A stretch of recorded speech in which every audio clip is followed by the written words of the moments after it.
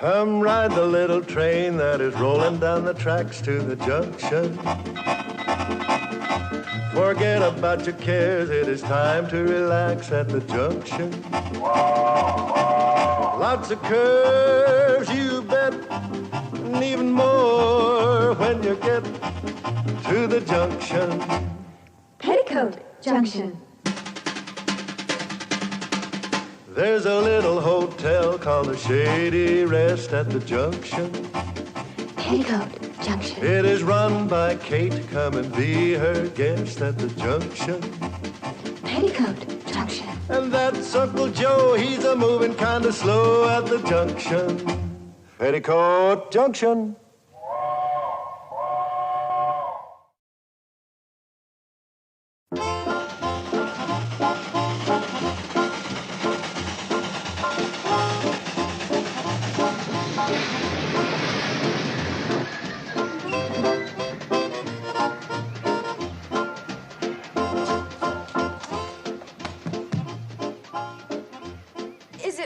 Charlie? Not too bad. A few tomatoes and eggs and a cabbage or two caught the tender. I've never seen such an angry mob. Everybody yelling, "Get the coach! Kill the coach!" Oh, poor Uncle Joe. Well, losing the biggest game of the year, 84-0, ain't exactly the way to win friends. I hate to think what the back of the train looks like.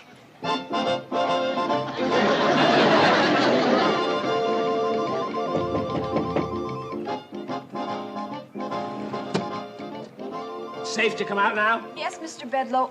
I'm terribly sorry you had to go through all this just because our team lost. Oh, that's all right. Remember, lad, it's not whether you win or lose. It's how you play the game. Play lousy. There. I got that impression.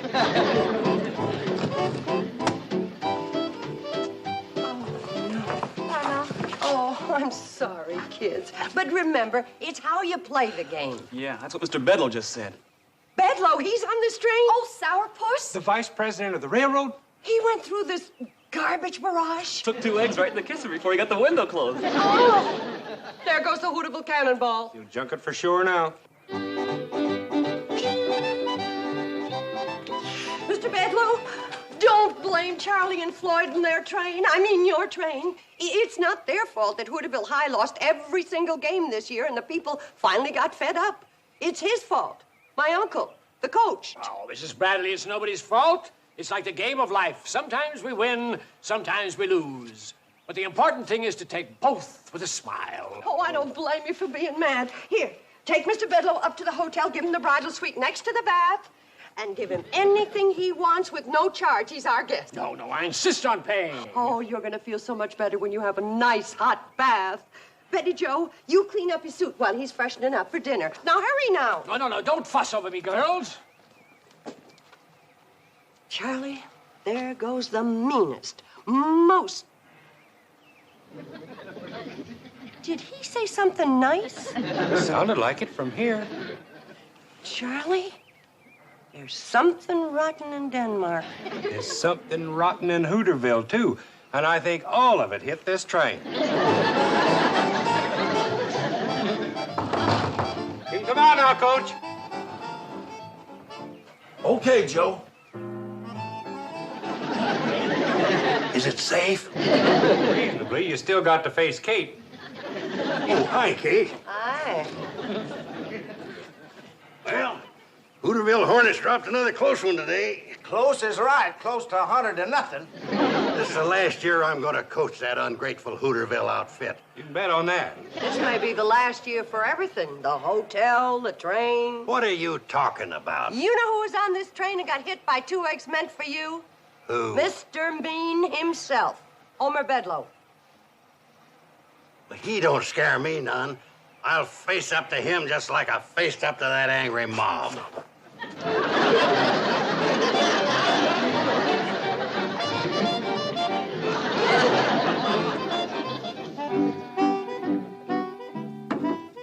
Is he their directors of the railroad? 2 Two of them, big shot Eastern fellas, come in a private plane. Now, they're going to board the Cannonball here in Hooterville tomorrow morning for an inspection trip. And Bedloe put him up to it, huh? He's awaiting for him at the Shady Rest. Oh, that sneaky rat.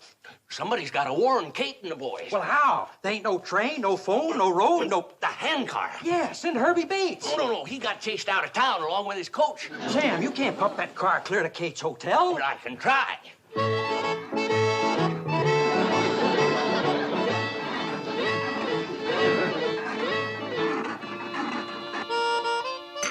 I said to myself, Homer Bedloe, you've got to go back to that wonderful little town of Hooterville and ride that wonderful little train to that wonderful little hotel and visit with all those wonderful people.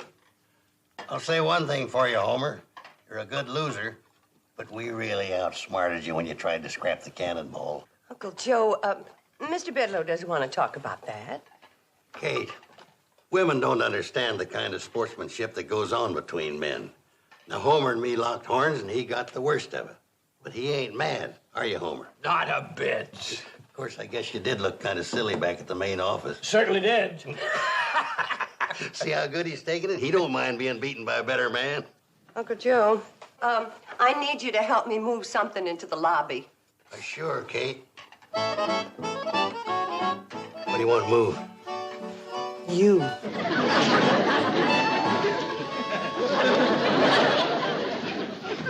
How long are you planning to be with us, Mr. Bedloe? Oh, I think along about noon tomorrow ought to do it. Oh.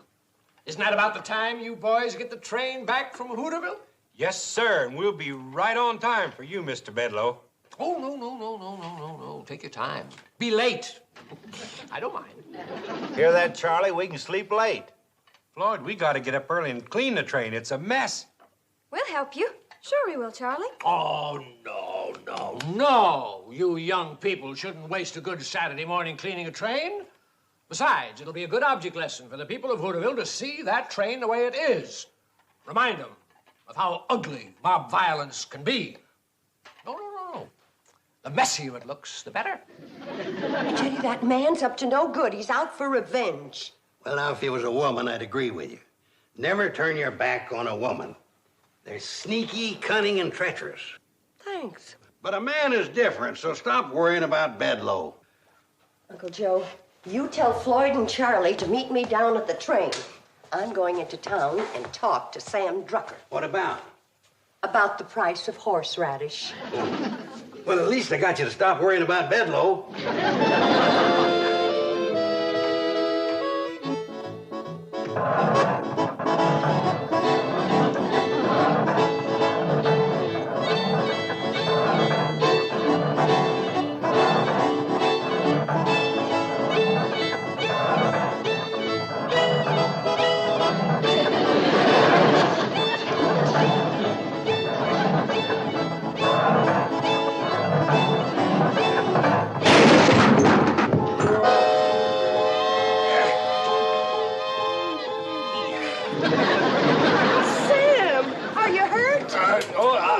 I don't think so, no.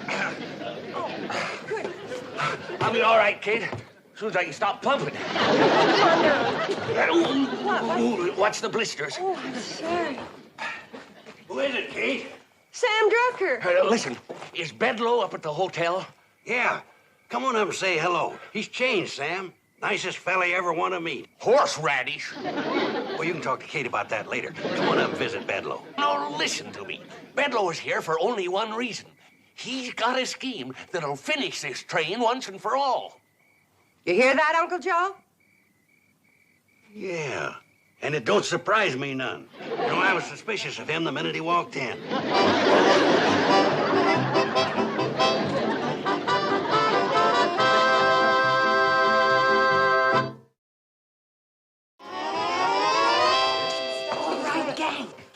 Those big city railroad directors see the Hooterville Cannonball in the morning, she's going to be shining like a new penny, from cowcatcher to caboose. Yeah, that's right.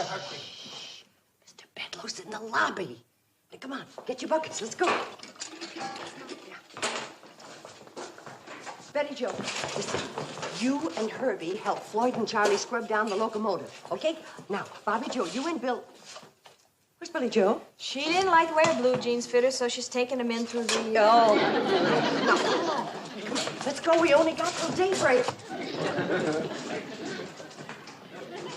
Oh, no, Sam. No. You've done your part. You go to bed and rest those blisters. Not me, Kate. I want to be in and foiling Bedloe all the way. Thank you, Sam. He dozed off.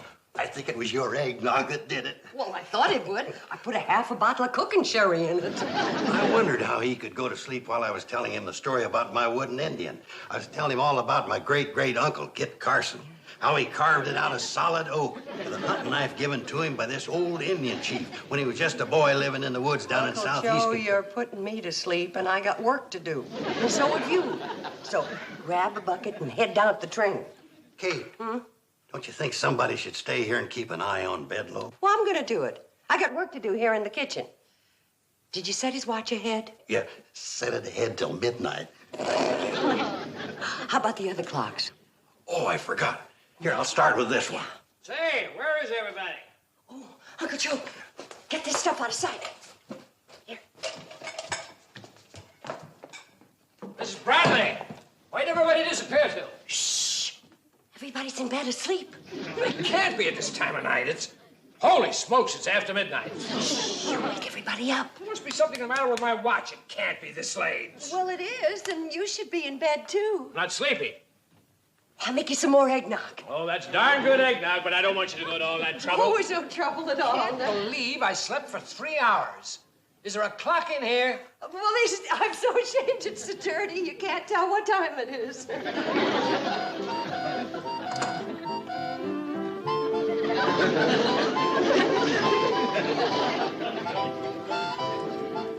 There you are. 20 to 1? What's all the commotion down here? Can a fella get a night's sleep? Mr. Bedloe, what's the meaning of this? Alone with my niece here in the middle of the night. How far is this gone, Kate? Are you prepared to marry this woman? Now, wait a minute. I just came in here. She was just going to make me some more eggnog. Well, I think you've had enough to drink already. These carryings on might go up in the city, but out here we don't allow any hanky-panky with our women folk. Hanky-panky? Well, you get to your bedroom and stay there. And just be glad I didn't have my shotgun handy. Please explain to him that I haven't got any romantic interest in you. Would I be telling him the truth, Homer? Well, you have been extra nice to me on this trip. What other reason could you have? What other reason? Now, let me tell you something. Oh, good night. And don't let me catch you out of your room again tonight, or I'll shoot first and ask questions later. Uncle Joe, you were wonderful. Now, let's go on down the train and get to work. Okay. I'm all dressed for bed, and I was asleep on my feet.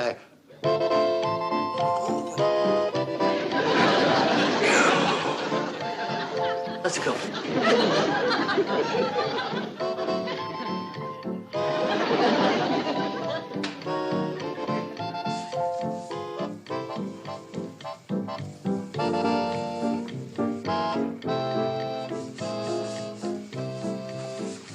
All right, gang. That does it for the outside. Now let's see how Uncle Joe's doing inside.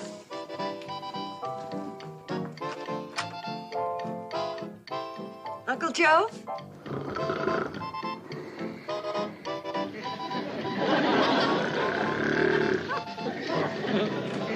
How'd it go, Kate? That big mess come off the seats? Nope, there it sits, fast asleep.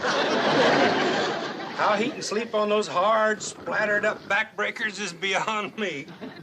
Say, Charlie, can you and Floyd unbolt these seats and get him out of here? Well, yeah, Kate, but wouldn't it be easier to wake him up and let him walk out? That's not what I had in mind.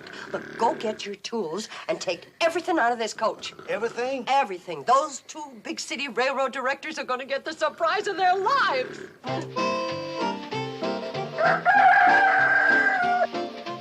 That's funny. I could have sworn there was a chair and couch there last night.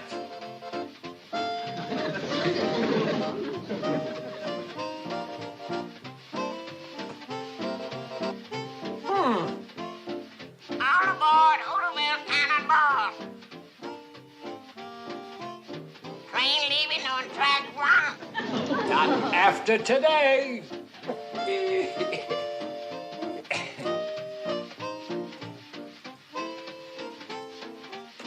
Thought you might like some company for breakfast, Joe Carson. Very funny. Ready for breakfast. The Hooterville Cannonball is due in 1 minute. Bedloe told us it's never been on time yet.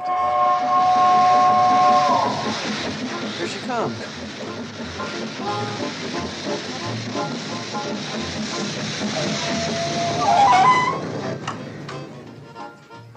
Hooterville!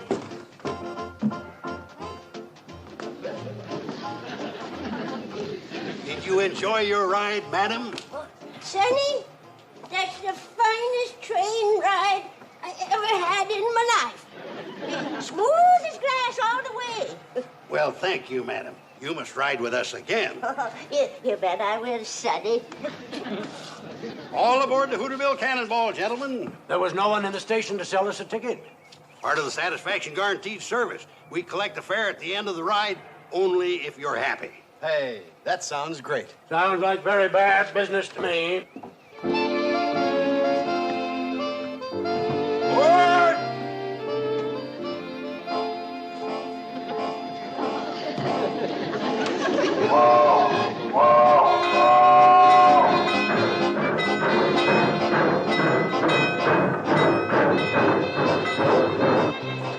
Good morning, gentlemen. Welcome aboard train number 3, the Hooterville Cannonball. I'm your hostess, Miss Bradley. How do you do? Hello.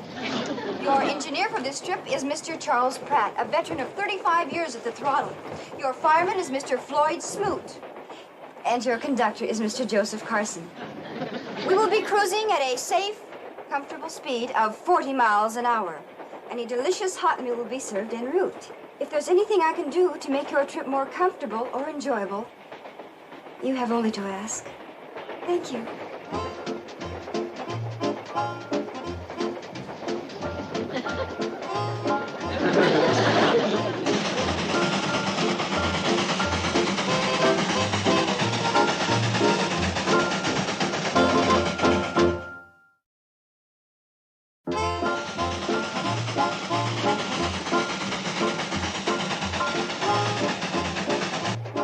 You give a very good shine, young fellow.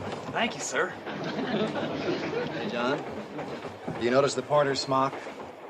Like they wear in Europe.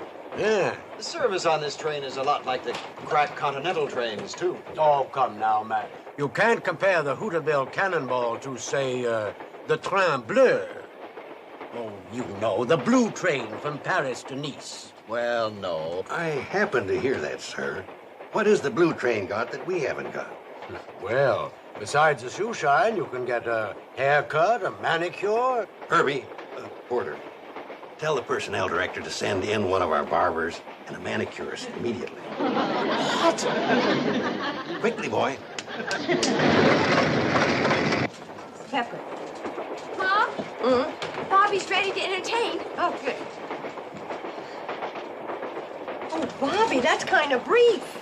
Oh, like word in the Hooterville High Follies. Oh, well, Oh, hi, Herbie. How's it going? Fine. Until Uncle Joe promised him a barber and a manicurist. What? Sam, did you ever give a haircut? No. Well, there's a first time for everything. Herbie, give him your smock. Here, take over here. Bobby Joe, hand me my sewing basket. Yeah. Sam? Betty Joe? Did you ever give a manicure? A locomotive engineer? How about you, Bobby Joe? Well, I do my own nails. Well, now you're doing someone else's. But I haven't got my stuff with me. Make do. Buffer. Orange sticks. What about nail polish? What about nail polish? Here we are. Vanilla extra?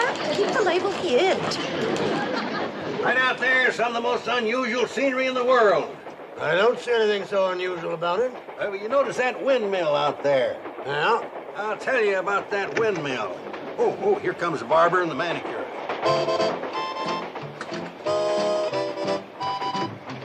Well, I'll be darned. I'd rather be manicured.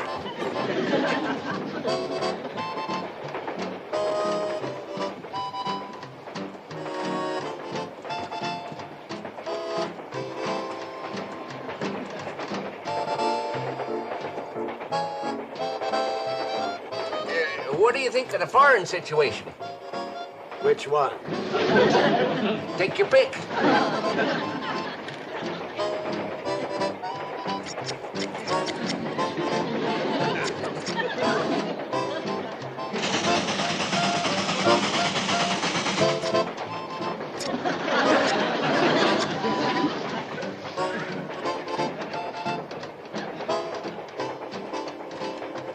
There you are, sir. Huh? Your haircut is finished, sir. Haircut, yeah. Oh, now, where's the mirror? Mirror? Oh, it looks fine. Right, conductor? Great. Well, must be a mirror someplace. Oh.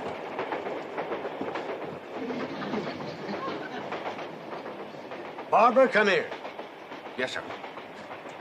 That is the best haircut I ever had. Thank you. My Barbara could certainly take lessons from you. Say, Max, how's your manicure? Sensational. This whole train is sensational. You said it. John, do you think maybe Bedloe drinks? I don't know if he does now, but he may start after I get through with him. I'm telling you that when John Fisher gets through with a Hooterville Cannonball, it'll be nothing but a pile of scrap. He'll rip up those tracks with his bare hands. There's the only man I know that's meaner than me. These local yokels thought they had me over a barrel, thought they had me outsmarted. Well, nobody gets the best of me. I never forget, and I never forgive. I'll see every last one of them in the poorhouse. Come to think of it, I'm as mean as John Fisher. Maybe meaner.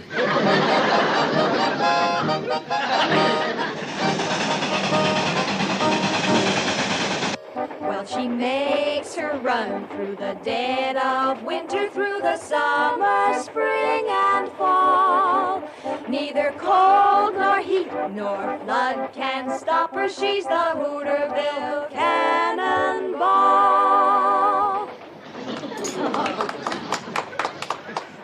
Betty Jo, maybe the gentleman would like another helping. Oh, no, please. I've had 5. 6 for me. What was that delicious concoction? Just chicken and dumplings. Country style. Specialty of the Hooterville Cannonball chef. I'd like to meet him. Would you ask him to come in? He never leaves the kitchen. You actually have a kitchen in there? He's small but efficient. Let's go see it. It may serve as a model for our new diesel streamliners. Good idea. You gentlemen connected with some railroad? Well, as a matter of fact, we're 2 of the directors of this railroad. Oh, dear, my goodness, did you hear that? Why, if we'd have known that, we'd have given you our first-class service. What have we been getting? Economy tourist class. Max, there's no 2 ways about it. This is the greatest train on wheels. Bar none. And we've ridden them all. Wait till I get my hands on Bedloe.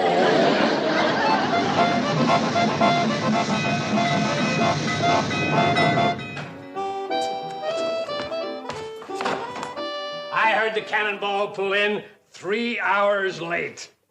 I'll bet that really burned old John Fisher. Fisher?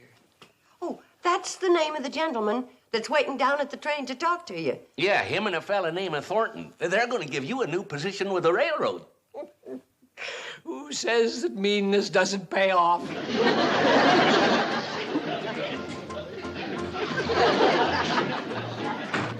Floyd and me sure do appreciate this, Mr. Fisher. Yeah, Mr. Fisher. The kind of train you boys run, you deserve it. Snap to it, Bedloe, you won't even keep this job. Sir, boss. Where'd I go wrong?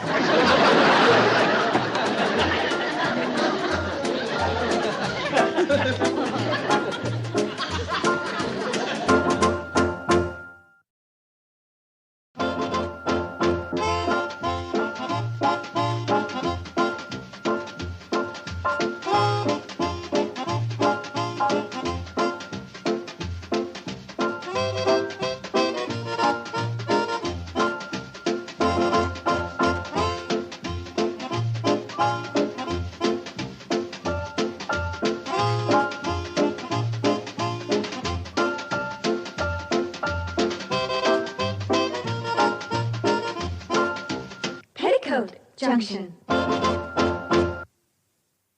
This has been a Filmways presentation.